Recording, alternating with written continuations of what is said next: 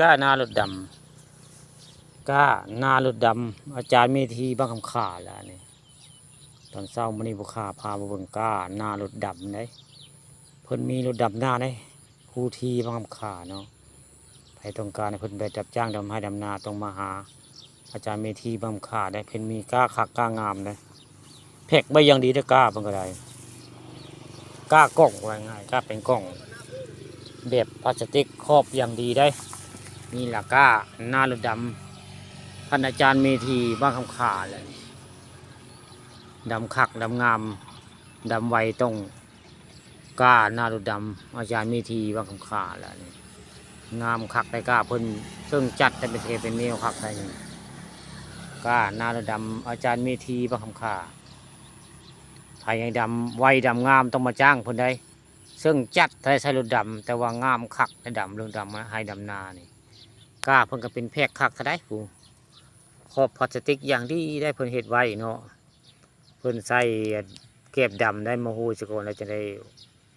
หว่านเข้าใส่เนาะแล้วเพิ่นก็เอาลงมาวันให้นาได้แล้วเพิ่นก็ใส่ปุ๋ยนี่ใส่ปุ๋ยงัวคันไทยถามเพิ่นเว้าได้มันก็คักแบบนี้แล้วงามแบบนี้แล้วนี่ดำก็เป็นเทเป็นแนวซึ่งจัดได้คักได้นี่ไผไทยคาดแล้วนี่มาจ้างเพิ่นไปดำให้เพิ่นสิดำให้ได้ตกลงราคากันได้เพิ่นเอา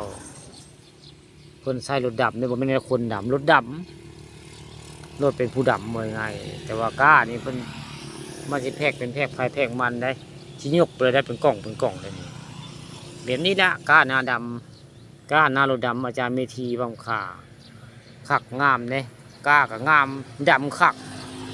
แม่นรถดำนาครูทีบางขาอยากให้เพิ่นไปดำให้ต้องมาจ้างเพิ่นได้อาจารย์เมธีคนบางขาได้คนมีก้านหน้ารถดำคักดำคือดำงามดำซึ้งง่ายๆเป็นเทเป็นแนวคักก็ได้ข้าเห็นเพิ่นมาดำนาเพิ่นแต่ละปีนี่นะก้านหน้ารถดำนาอาจารย์เมธีบางขา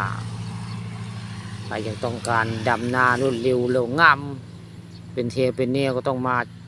นี่แล้วก้าหน้ารถดำอาจารย์เมธีเพิ่นอย่างนี้คักได้เบิ่งเดียวพอดีดำเบิ่งแล้วก้าเพิ่นคักพอดีดำนั่นนี่พอดีดำคักดำงามแบบนี้ก้าแพ็กใส่เรียบร้อยพลาสติกอย่างนี้ได้ผมเป็นกล่องสี่เหลี่ยมไปดำนี่ก็ยกไปใส่ได้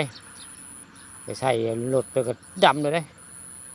คักคือง่ายผมมีไฟหาวเดินทางให้ดำนาเนี่ยงาก้ารถรถดำอาจารย์เมธีบางคำขาตำบลนาตาลดำคักดำคือดำงามคือก้าหน้ารถดำ